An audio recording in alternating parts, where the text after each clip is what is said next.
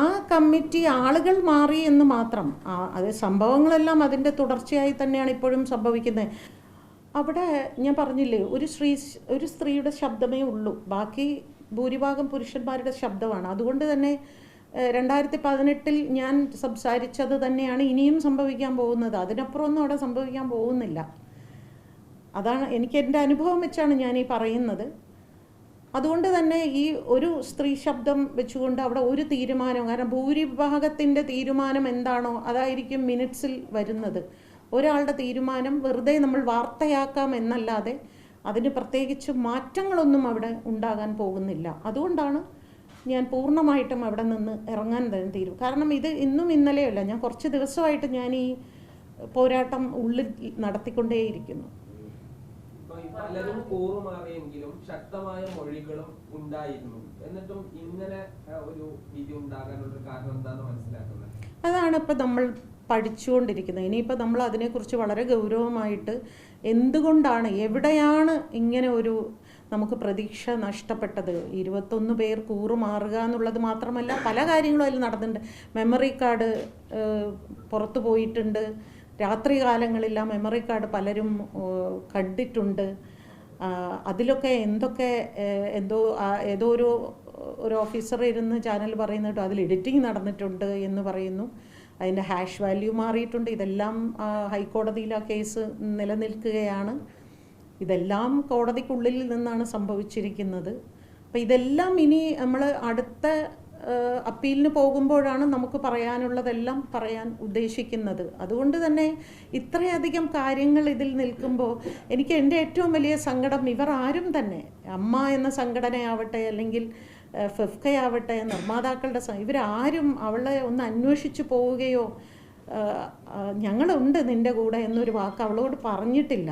അതാണ് എൻ്റെ ഏറ്റവും വലിയ സങ്കടം. ഒരു മോളെ ഞങ്ങളുണ്ട് നിന്നോടൊപ്പം എന്ന് സ്ത്രീകൾ പോലും അവളോടൊപ്പം നിന്നില്ല എന്നുള്ളത് എൻ്റെ ഒരു വലിയ പ്രതിഷേധമാണ്.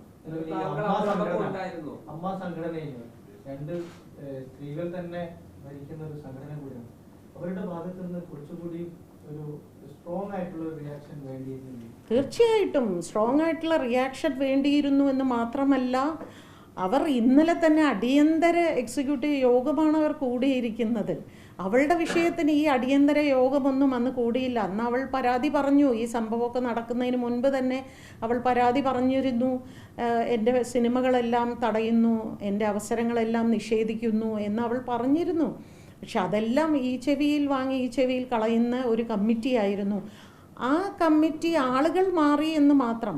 അത് സംഭവങ്ങളെല്ലാം അതിൻ്റെ തുടർച്ചയായി തന്നെയാണ് ഇപ്പോഴും സംഭവിക്കുന്നത്.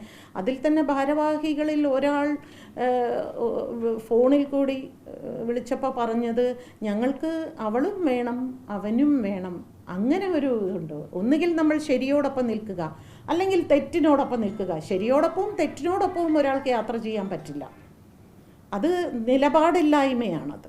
അങ്ങനെയാണ് അവർ പറഞ്ഞത്. എത്ര വേഗത്തിലാണ് അവർ ഇന്നലെ മീറ്റിംഗ് വിളിച്ചു കൂട്ടുന്നു, അവർ തീരുമാനങ്ങൾ എടുക്കുന്നു. അതെന്തുകൊണ്ടെന്ന് വെച്ചാൽ തീർച്ചയായിട്ടും അയാളുടെ പണവും അയാളുടെ സ്വാധീനവും, അയാൾ ഇൻഡസ്ട്രിയിൽ നിൽക്കുന്ന ഒരു പൊസിഷനും. അവൾക്ക് സ്വാധീനവുമില്ല, പണവുമില്ല, ഒന്നുമില്ല. അതുകൊണ്ട് അവൾ നിശബ്ദയായി പോരാടിക്കൊണ്ടിരിക്കുന്നു. എനിക്കറിയില്ല, ഞാൻ ആരോടും ഇതിനെക്കുറിച്ച് സംസാരിക്കാറില്ല. കാരണം ഇത് ഞാനിങ്ങനെ പോരാടുകയാണെന്ന് എല്ലാവർക്കും അറിയാം. പക്ഷെ സ്വകാര്യമായിട്ട് എന്നെ എവിടെയെങ്കിലും വെച്ച് ഫോണിൽ കൂടെ സംസാരിക്കില്ല. കാരണം എല്ലാവർക്കും ഫോണിൽ കൂടി സംസാരിക്കാൻ പേടിയാണ്. നമ്മൾ റെക്കോർഡ് ചെയ്യുമോ, നമ്മളിത് പുറത്ത് വിടുമെന്ന്. അത് കാരണം ഏതാ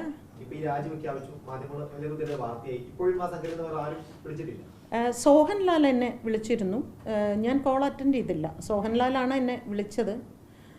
ഞാൻ പക്ഷേ ചാനലുകൾ മാറി മാറി മാറി വിളിക്കുന്ന കാരണം ഞാൻ എല്ലാവരോടും സംസാരിച്ചുകൊണ്ടിരിക്കുകയായിരുന്നു. ഞാൻ സോഹൻലാലിനോട് സംസാരിച്ചില്ല. കാരണം എന്നോട് സംസാരിക്കേണ്ടവർ ആരും എന്നെ വിളിച്ചിട്ടില്ല.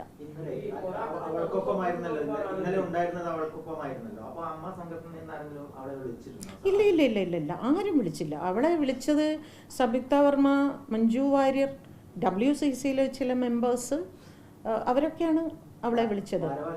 ഇല്ല ഇല്ല ഇല്ല ആരും വിളിച്ചില്ല. എന്തിന് അവൾക്കൊപ്പം എന്ന് എത്രയോ പേര് പോസ്റ്റ് ഇട്ടു. പക്ഷെ അവരുടെ ഭാഗത്ത് നിന്ന് അങ്ങനെ ഒരു പോസ്റ്റ് പോലും അവൾ അർഹിക്കുന്നില്ലേ സംഘടനയുടെ ഭാഗത്ത് നിന്ന് അവൾക്കൊപ്പം എന്ന് പറഞ്ഞാൽ അത് അവനോടൊപ്പം അല്ല എന്നർത്ഥം അയാൾക്ക് ഉണ്ടായാലോ എന്നൊരു ഭയമുണ്ടല്ലോ. അതാണ് അവരത് ഇടാതെ പോകുന്നത്. അതുകൊണ്ട് അവിടെ സ്ത്രീകൾ ഇരുന്നത് കൊണ്ടൊന്നും യാതൊരു മാറ്റവും വരാൻ പോകുന്നില്ല എന്നുള്ളത് കുറച്ചുകൂടി ക്ലിയറായി.